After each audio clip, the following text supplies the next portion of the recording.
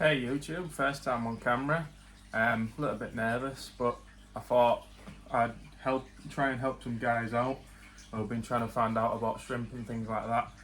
I've had a lot of hard work trying to discover like how to breed them, how to keep them, what parameters, everything like that.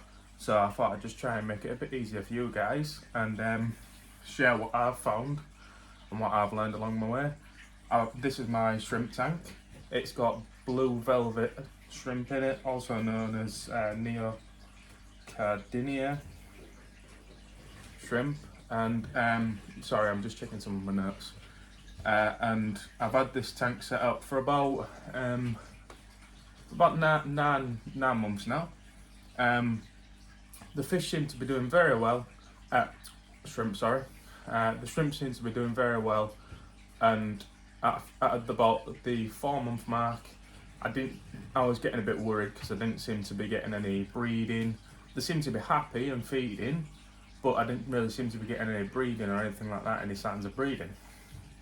I've set this tank up with, I started it with 15 blue velvet shrimp and 2 tetras, and then just an array of Corydoras, which are down the bottom, things like that.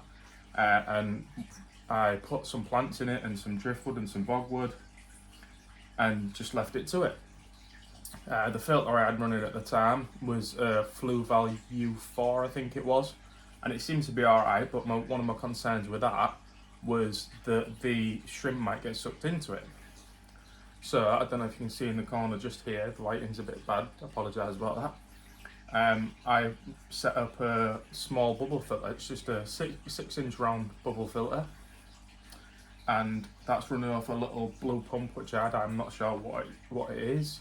I'll try and find out and put it in the comments here, but it's a small pump that I had for quite a while now. I just set it up with that, and I was getting a bit concerned, like I say, because I didn't have no success breeding or anything like that. So what I did is did some research on water parameters, etc. And what I discovered was all my water parameters was completely wrong for shrimp. It was perfect for the tetras that I had in there, the Corydoras, but the shrimp was completely wrong. So I started doing small water changes weekly, 10% water changes, and it was recommended that I'd use RO water and put some shrimp mineral in it from the research that I found. But that tended to be a bit hard for me because I don't have no transport, so I couldn't really get to any fish places to get the barrels, to get the water and things like that. So what I decided to do was I found this still mineral water from my local shops. I think it was from somewhere, I'm not sure. I don't want to do any name dropping. But yeah, I looked that up and I tested that against my tap water, and I found that the recommended TDS for Neocardinia shrimp was around 100 to 150 TDS. Now my tap water in the area that I live tended to be, whenever I tested it, around 400. Now that's perfectly drinkable for people, but according to my research for shrimp, not so good. Whereas the TDS that I found of the bottled mineral water that I was buying was around 80 TDS, which I thought brilliant. I won't have to spend money on expensive RO water, and I can use this low TDS still mineral water.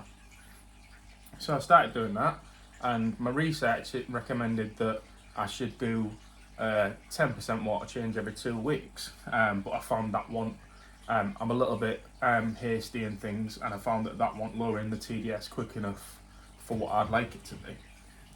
So then I started doing 10% water changes every week, every Sunday, and that seemed to be bringing the TDS down to how I wanted it, which is brilliant. And then still no activity with the fish.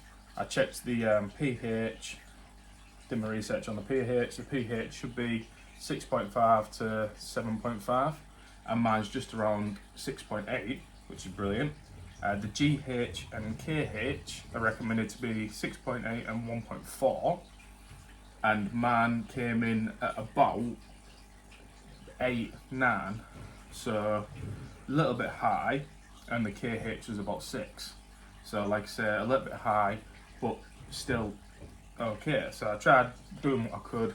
I put some Indian almond leaves in there to try and bring the pH down and hopefully the TDS and things like that. And it all seemed to be doing well. I was keeping it at a recommended temperature. I just used a little thermometer that I've got in my tank, which it gives you a rough like green like border guideline. You've probably seen them in fish shops and things like that. And it gives you like a rough guideline, the green mark of where you want to be, and I think that's around 20 to 28 around there. So I tried to keep it in that golden mark. In my research, I found that it says it wants to be on the lower end of that, because it says online that the warmer the tank water is, the shrimp will tend to reproduce a bit quicker, but they won't have as long a lifespan. Which, me personally, I like to slowly watch them grow up and things like that, so that was no good for me. And it says if you keep the water temperature lower, towards the low 20s, then they will reproduce as quickly, which again, pros and cons, because I didn't want them to reproduce, but at the same time I wanted them to last quite a while in the tank before they reproduced and died off and had new babies. So I was trying to keep my water temperature between that golden spot of around 24, 25, so lower so they live longer, but as I say, still a decent temperature that they're going to breed at a decent rate. So that's what I continued to do, and about 6-7 months after having the tank set up and the shrimp all happy and that lot, I was doing a water change, like I say, my 10% once a week.